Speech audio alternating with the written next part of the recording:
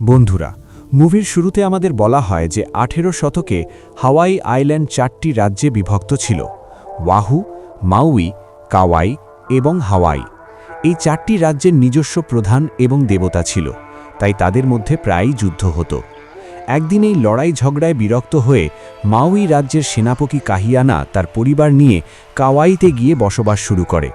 মাছ শিকার করে এই পুরো পরিবার শুধু নিজেদের পেট ভরায় না, বরং ভালোভাবেই থাকে।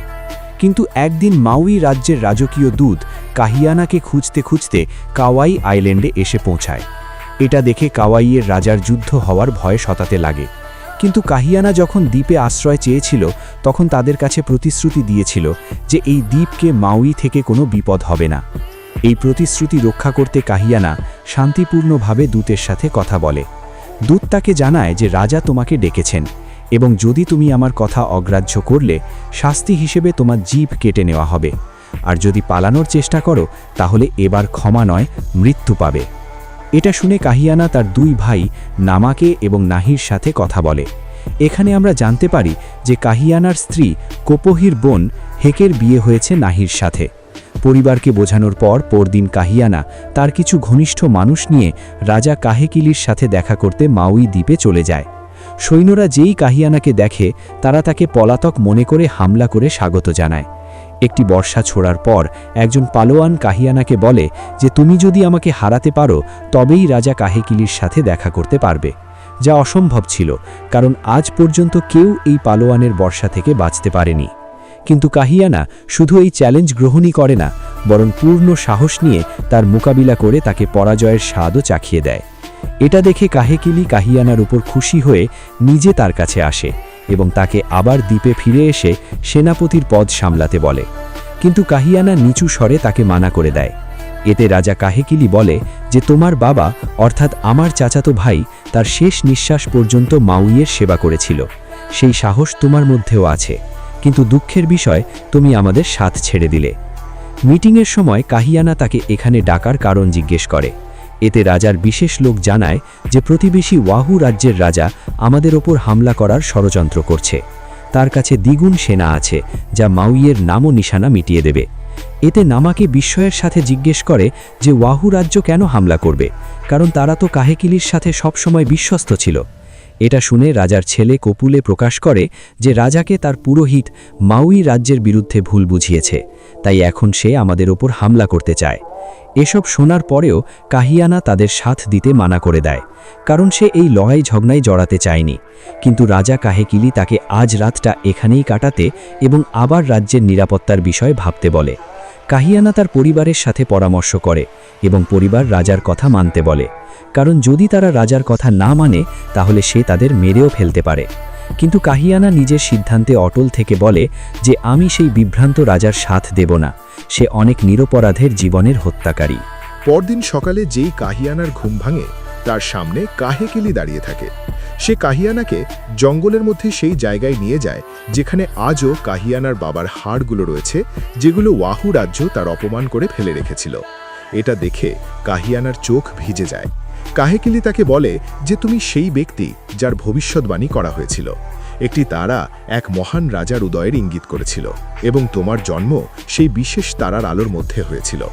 তুমি সেই রাজা যে 4টি রাজ্যকে আবার একসাথে একজোট করতে পারবে।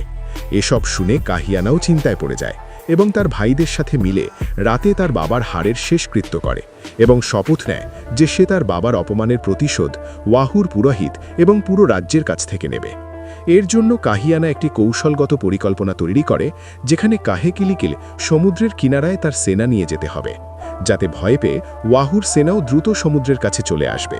এবং সুযোগ পেয়ে কাহিয়ানা পূর্ব গেটে হামলা করে পুরোহিতকে নিজের নিয়ন্ত্রণে নিয়ে নেবে।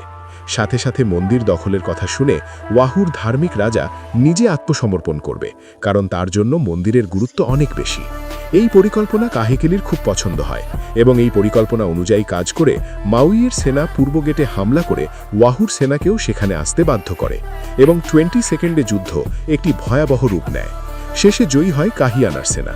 এরপর এখন পুরোহিতকে নিয়ন্ত্রণে নিতে কাহিয়ানার সেনা মন্দিরের দিকে যেতে থাকে, কিন্তু জঙ্গল পার হওয়ার সময় ওয়াহুর সেনা যারা লুকিয়েছিল তারা তাদের উপর হামলা করে দেয়। কাহিয়ানার লোকেরা তাদের মেরে ফেলে, কিন্তু যখন নামাকে তাদের কাঠের অস্ত্রগুলো দেখে তখন বুঝে যায় যে এরা শত্রু সৈনিক নয়, বরং নিরপরাধ কৃষক ছিল। এই ভুল বোঝাবুঝিতে কাহিয়ানার সাথীরা অনেক নিরপরাধের প্রাণ নিয়ে ফেলেছে। কাহেকিলি তো শিশুদেরও রেহাই দেয়নি এবং তার উপর মন্দির এবং তার মধ্যে থাকা শরণার্থীদেরও আগুনে পুড়িয়ে দেয়। কাহিয়ানা নিরপরাধের জীবন নিত না, তাই যেই কাহিয়ানার নৃশংসতার কথা কাহিয়ানা জানতে পারে তৎক্ষণাৎ সে মন্দিরের কাছে তাকে থামাতে এসে যায়। কিন্তু এখন সব শেষ হয়ে গিয়েছিল এবং ওয়াহুর রাজা হাহানাকেও কাহেকিলি আটক করে নিয়েছিল। হাহানা কাহেকিলিকে জিজ্ঞেস করে যে আমি তো কখনো আপনার খারাপ চাইনি, তাহলে আপনি এসব কেন করলেন? এর উত্তর না দিয়ে কাহেকিলি হাহানাকে মেরে ফেলে। হাহানার কথা থেকে কাহিয়ানা জানতে পারে যে ওয়াহু রাজ্যের হামলার কথা কাহেকিলি মিথ্যা বলেছিল। শুধু তাই নয়, কাহিয়ানার বাবার অপমানের কথাও শুধু একটি মন গড়া গল্প ছিল। এসব জানার পর কাহিয়ানা শপথ নেয় যে এখন সে কাহেকিলির সাথ কখনো দেবে না। কাহিয়ানা এখন যত দ্রুত সম্ভব পরিবার নিয়ে এখান থেকে যেতে চায়, কিন্তু কাহেকিলি তার ওপর নজর রেখেছিল। অন্যদিকে আমাদের কাহেকিলির বোনকে দেখানো হয় যে তার ভাই থেকে আলাদা হয়ে মাউই দ্বীপে বসবাস করছিল। তার স্ত্রী মোকু, যে দ্বীপের মুখিয়াও ছিল, সে তার স্ত্রীকে বলে যে কাহেকিলির অকারণে ওয়াহুতে হামলা করার কারণে এখন যুদ্ধ ছড়িয়ে পড়বে, তাই তোমরা সবাই হাওয়াই রাজ্যে চলো। কিন্তু তার স্ত্রী মানা করে দেয়, কারণ কাহেকিলির বোন হওয়ার কারণে কেউ তাকে আশ্রয় দেবে না। এতে মোকু বলে যে আমি সেখানে থাকার বদলে সেখানকার মুখিয়ার সাথে আমাদের মেয়ে কাহুমানুর বিয়ে ঠিক করে দিয়েছি, যে আমাদের সাহায্য করবে। কিন্তু কাহুমানু বিয়ে করতে এবং নিজের দ্বীপ ছেড়ে যেতে মানা করে দেয়। কিন্তু বিপদ দেখে মোকুর স্ত্রী তাকে আশ্বাস দেয় যে আমি কাহুমানুকে সেখানে পাঠাবো। এদিকে কাহেকিলি কাহিয়ানাকে রাজকীয় দূতের হাত দিয়ে মন্দিরে দেখা করার বার্তা পাঠায়। দূত কাহিয়ানাকে মন্দিরের কাছে রেখে রাজাকে ডাকতে যায়, কিন্তু যখন রাজা এখানে আসে তখন এখানে কাহিয়ানা থাকে না, কারণ সে তো সৈন্যদের মেরে তার পরিবার নিয়ে পালিয়ে গিয়েছিল। রাগে রাজা কাহিয়ানাকে মেরে তার হাড় নিয়ে আসার আদেশ দেয়, কারণ তাদের বিশ্বাস ছিল যে হাড়ের মধ্যেই শক্তি লুকিয়ে থাকে। দূত জানত যে কাহিয়ানা কাওয়াই দ্বীপে হেকের কাছে গেছে, তাই সেনা সেদিকে বেরিয়ে পড়ে। অন্যদিকে কাহিয়ানা তার পরিবার নিয়ে সামুদ্রিক ঝড় এবং খারাপ আবহাওয়ার সাথে লড়াই করে পরের দিন সকালে নিজের বাড়িতে পৌঁছে যায়। কিন্তু হেকে এখানে থাকে না। কিছুক্ষণ পর কপুলে সেনা নিয়ে এখানে এসে যায়। বিপদ টের পেয়ে কাহিয়ানা যখন রাজাকে দেখে তখন সেখানে একজন শত্রু দাঁড়িয়ে থাকে, যাকে কাহিয়ানা মেরে ফেলে এবং বাকিরাও তার পেছনে পড়ে যায়।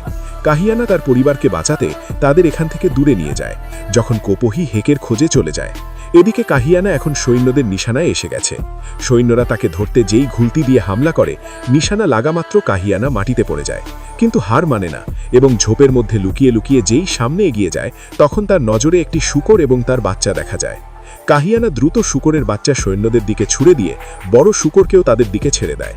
শূকরের সংঘর্ষের মধ্যে কাহিয়ানা সেখান থেকে পালিয়ে যায় এবং গুহার কাছে তার দেখা হয় কাহুমানুর সাথে। সে আহত কাহিয়ানাকে দেখে তৎক্ষণাৎ তার সাহায্য করার চেষ্টা করে, কিন্তু কাহিয়ানা তাকে বলে যে তুমি যদি আমার সাহায্য করো তাহলে রাজার সেনা তোমাকে মেরে ফেলবে। কিন্তু কাহুমানু তার কথা শোনে না এবং তাকে এক নিরিবিলি জায়গায় নিয়ে যায়, যেখানে কেউ আসতে পারে না। অন্যদিকে কপুলে এবং তার সাথীরা এখনও কাহিয়ানাকে খুঁজছিল। কিছুক্ষণ পর যখন কাহিয়ানার জ্ঞান ফেরে তখন কাহুমানু তার কাছে প্রশ্ন করে যে রাজা তোমাকে কেন মারতে চায়। সাথে সাথে নিজের পরিচয়ও দেয় যে আমি কাহেকিলির বোনের মেয়ে, অর্থাৎ নাতনি। শৈশব থেকে আজ পর্যন্ত আমি নানার কাছ থেকে লুকিয়ে এরকম নিরাপদ জায়গায় বসবাস করছি, তাই কেউ আমাকে চিনে না।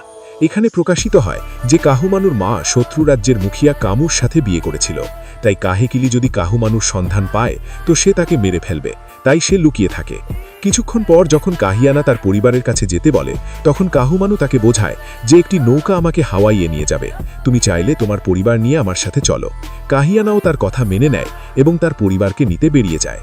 এর মধ্যে ব্রিটিশরা যারা জঙ্গলে হারিয়ে গিয়েছিল তাদের মধ্যে একজন সাথীর উপর কপুলের লোকেরা আক্রমণ করে তার অস্ত্র কেড়ে নেয়। বাকি ব্রিটিশদের দেখা হয় কাহিয়ানা এবং কাহুমানুর সাথে। নিজের নিরাপত্তার জন্য মার্লি কাহিয়ানাকে বন্দুকের নলের মুখে ধরে ফেলে। কাহুমানু কাহিয়ানাকে বলে যে নিশ্চয়ই এই লোকেরা এখানে কষ্ট থেকে বেঁচে খাওয়া দাওয়ার খোঁজে এসেছে। এই কথোপকথনের মধ্যে মার্লি গুলি করে দেয়, কিন্তু ক্যাপ্টেন তার নিশানা বিচ্যুত করে কাহিয়ানাকে বাঁচিয়ে দেয়। গুলির আওয়াজ শুনে কপুলের লোক যেই এখানে আসে, কাহিয়ানা তাকে ছুরি দিয়ে নিশানা করে মেরে ফেলে। ব্রিটিশরা দ্রুত এখান থেকে পালাতে থাকে যখন কপুলে গুলির আওয়াজের দিকে ছুটে চলে আসে। তাই বিপদ দেখে কাহিয়ানা কাহুমানুকে একটি নিশানা দিয়ে তাকে তৎক্ষণাৎ যেতে বলে এবং পুরো পরিবার নৌকায় চড়ে বেরিয়ে পড়ে। তাদের সাথে একজন পথভ্রষ্ট ব্রিটিশও থাকে। এদিকে কপুলে এবং তার সেনা কাহিয়ানাকে ধরতে তার পেছনে ছুটছিল এবং ছুটতে ছুটতে কাহিয়ানার সামনে খাদ এসে যায়, অর্থাৎ সামনে রাস্তা ছিল না। তাই এখন কাহিয়ানা শত্রুদের মোকাবিলা করে। অনেকজনকে ধুলো চাটানোর পর কাহিয়ানার সাহসও জবাব দিতে থাকে, কিন্তু যখন রাজার দূত তাকে মারতে আসে তখন কাহিয়ানা দ্রুত তাকে ঢাল বানিয়ে নিচে পড়ে যায়। এটা দেখে সবাই ভাবে যে এখন কাহিয়ানা মারা গেছে, তাই কপুলের লাশ খুঁজে আনার আদেশ দেয়। এখন গল্প 1 বছর পরের দেখানো হয়, যেখানে কাহিয়ানা এখনও ব্রিটিশদের সাথেই ছিল এবং টনি তাকে ইংরেজি শেখাচ্ছিল।